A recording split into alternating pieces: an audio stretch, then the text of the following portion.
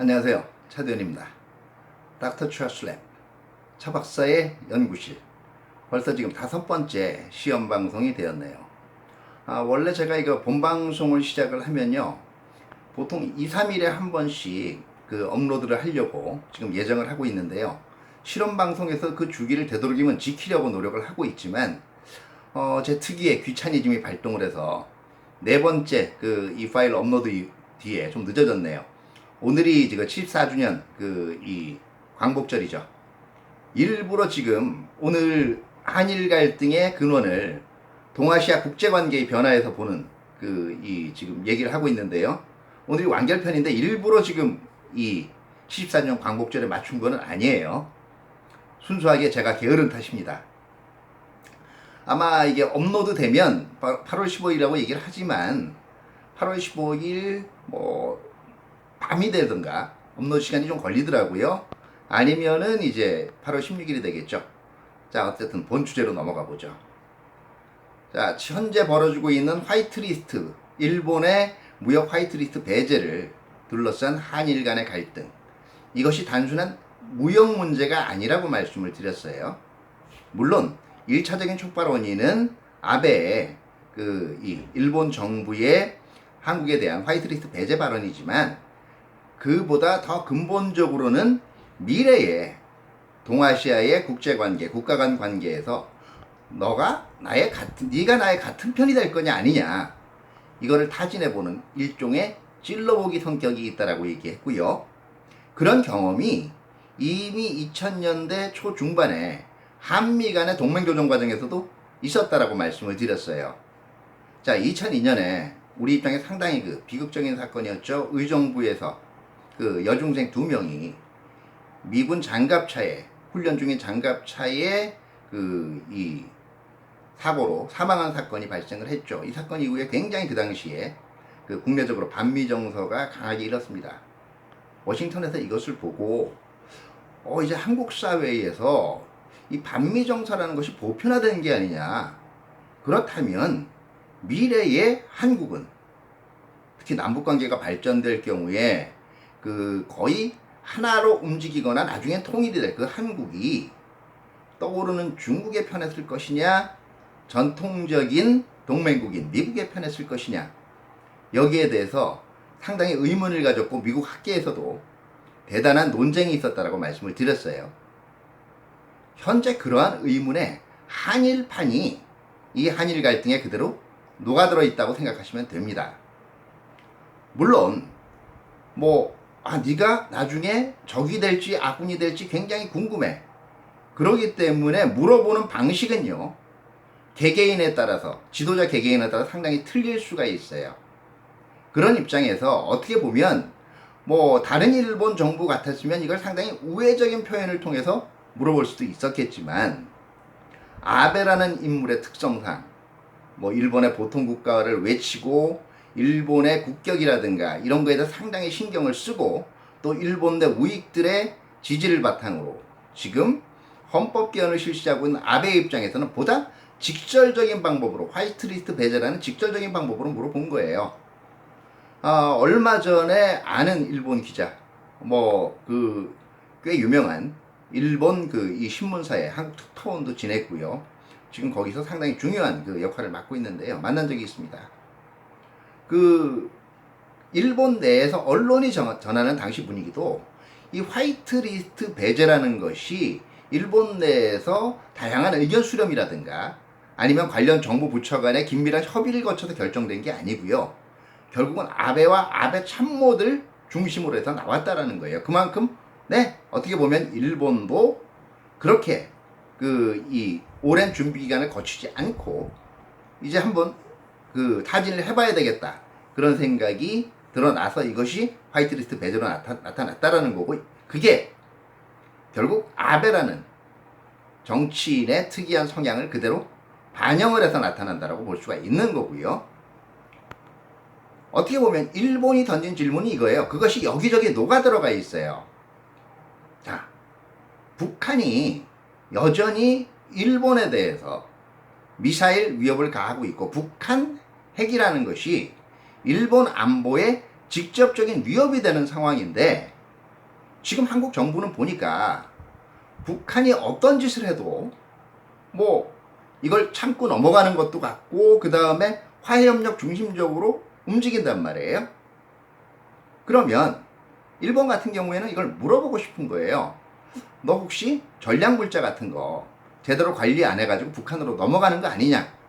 사실 그 핑계도 됐었잖아요. 근거는 굉장히 박약하지만 이런 얘기들을 중심으로 사실 보다 뒤쪽에서는 나중에 남북한이 친해지면 뭐 일본을 적대시할 거야? 아니면은 협력적인 친구 사이로 볼 거야를 아베는 직설적으로 물어봤던 거예요. 화이트리스트 배제라는 방법을 통해서. 그래서 제가 찔러보기라고 얘기한 겁니다. 그래서 참 재미있는 것은요. 일본이 이런 찔러보기를 하는 비슷한 시기에 나머지 동아시아 우리의 주변국들도 찔러보기를 동시에 시행을 했다는 겁니다. 화이트리스트 배제를 놓고 굉장히 국내가 시끄러울 때 또 하나의 사건이 있었죠. 중국하고 러시아의 군용 항공기가 우리의 방공식별구역 카디즈라고 합니다. 카디즈, Korea Air Defense Identification Zone, 한국 방공식별구역을 오랫동안 넘어와서 비행을 했고요.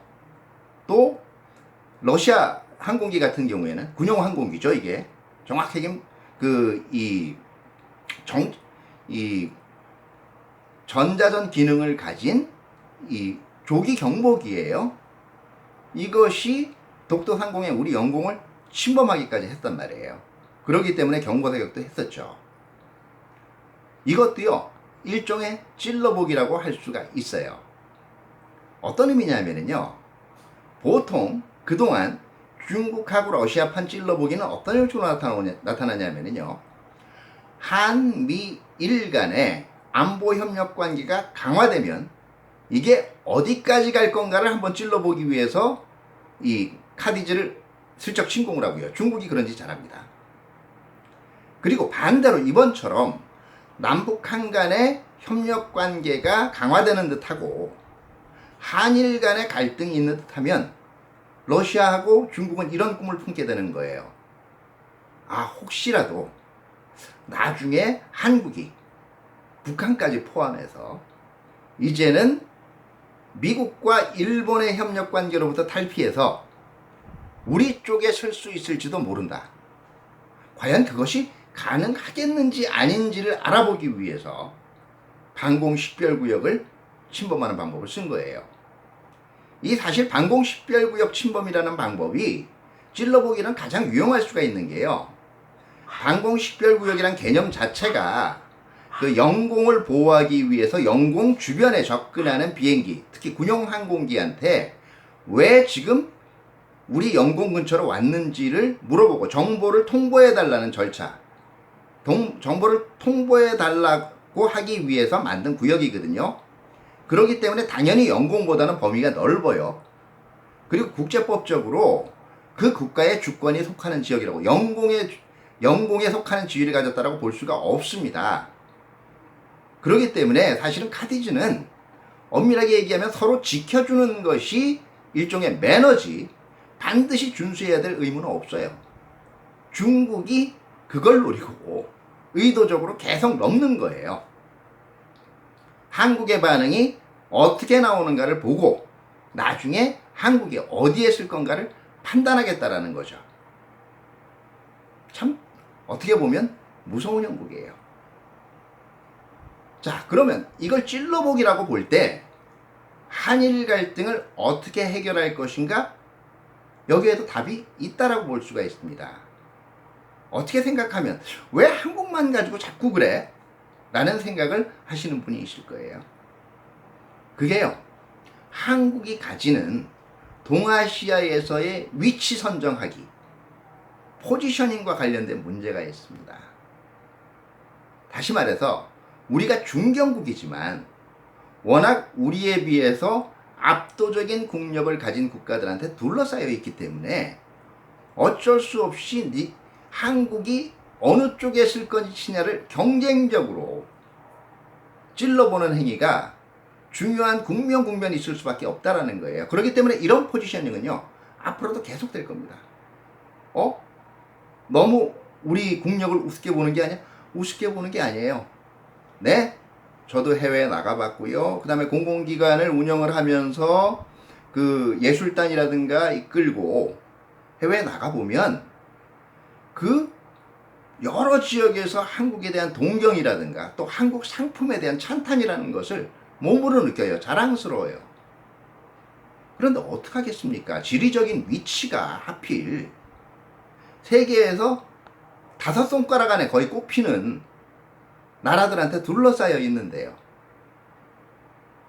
인터넷 시대에 무슨 지리적 위치 타령이냐고요? 그렇지가 않아요. 인터넷이요, 상당히 많은 것을 바꿨고, 세계화를 통해서 세계 이곳 저곳이 훨씬 더 옛날보다 좁혀지긴 했지만은요, 그게 지리적 위치를 완전히 극복하려면 앞으로 제가 볼 때는 10년 내지 15년 이상은 더 흘러야 될 겁니다. 그때까지 우리는 어떻게 보면 이 어려운 포지셔닝의 작업을 계속해야 돼요. 근본적으로 미래의 한국이 내 편이 될지 아니면 다른 편이 될지, 더 직설적으로는요, 일본의 입장에서는 중국이나 북한의 편이 될지, 그게 모호하기 때문에 특히 아베와 같이 이걸 국내 정치적으로도 자기 국내 정치적으로 좀 활용하고자 한 인물의 입장에서는 여러 가지 무리한 여건이라는 것을 알고도, 일본도 그렇게 편한 입장 아니에요. 밀어붙인 거고요. 결국은 다른 여러 일본 행정부들도 물어보고 싶었던 질문을 지금 아주 거칠게 던진 거예요. 그럼 우리는 포지셔닝을 어떻게 해야 될까요? 자존심을 버리라는 이야기가 아닙니다. 상대방이 강하게 나올 때는 우리도 거기에 대해서 우리 주장을 제대로 펼 필요가 있어요. 상대방이 역사 문제에 대해서 과거의 책임을 부인하고 자기들이 무조건 잘못한 게 없다라고 얘기하면 거기에 대해서 분명히 잘못을 지적해야죠. 그러나 그 방법 자체가, 그리고 표현 자체가 순화되고 걸러질 필요는 있다라는 얘기예요. 그래야 세계의 아니면 아시아의 총중들이 그래도 한국이 더 합리적이구나, 낫구나 생각을 한다라는 거예요. 무조건 일본이 이런 이유로 지금 무역 갈등을 촉발하고 있는데 그 면엔 우리도 좀 이해를 해야 되는 측면이 있다. 어떻게 보면 또 가령 징용 합의에 대해서 외교적 협의가 부족했던 부분에 대해서는 우리도 반성해야 될 부분이 있다. 이런 얘기를 하면 무조건 이제 토착 외교 얘기가 나오고, 이런 감정 가지고는요, 절대로 앞으로 계속 반복될, 일본뿐만 아니에요, 중국, 러시아 또는 미국까지도 제기하게 될 우리 포지셔닝에 대한 질문을 제대로 모범정답을 만들어낼 수 없습니다. 겉으로는 시원하겠지만 그 부정적인 파장은 훨씬 더 우리 앞에 강력하게 와 닿을 겁니다. 자, 아베가 얼마나 얕게 놀고 있는지를 한번 보죠. 화이트리스트 배제하고 가기 발표를 했어요. 그런 이후에 사실 근래 들어서는 한 발을 빼기 시작을 합니다. 어떤 얘기예요? 자기 물어볼 질문 다 물어봤기 때문에 이제는 속도 조절하는 거죠. 더 직설적으로는요, 한일 갈등을 격화시킨, 한일이 정말 있는 대로 얼굴 붉히고 갈 때까지 간 책임을 지기 싫다라는 거예요. 아베가 한 발 빼는 양상을 보였을 때, 이때가 어떻게 생각하면 우리도 이 갈등을 가장 현명하게 해결할 수 있는 기회일지도 몰라요. 이제는 그동안 우리가 너무 흥분해서 뱉었던 말들을 천천히 주워 담아야 됩니다. 그리고 우리도 대응조치로 얘기했던 것들 중에서 비례성이 성립하는 일부를 제외하고는 이제는 차분하게 합리적으로 생각해 나가야 돼요. 지소미아가 그렇고요. 또 일본과의 민간 교류 재개 문제도 그렇습니다. 거리 망국기 중에서요, 일장기 제거하고요, 세금 들여가지고 노 재팬 배너 붙인다고 그게 애국이 아닙니다. 그거는 미래의 우리 포지셔닝에 전혀 도움이 되지 않아요. 자, 우리 포지셔닝이 중요한 게 또 있죠. 바로 이런 질문을 촉발한 게 남북한 관계를 한국이 어떻게 운영해 나가냐. 이것도 미래 동아시아 국제질서의 포지셔닝과 관계가 있어요. 이거는 다음 시간에 또 말씀드리도록 하겠습니다. 감사합니다.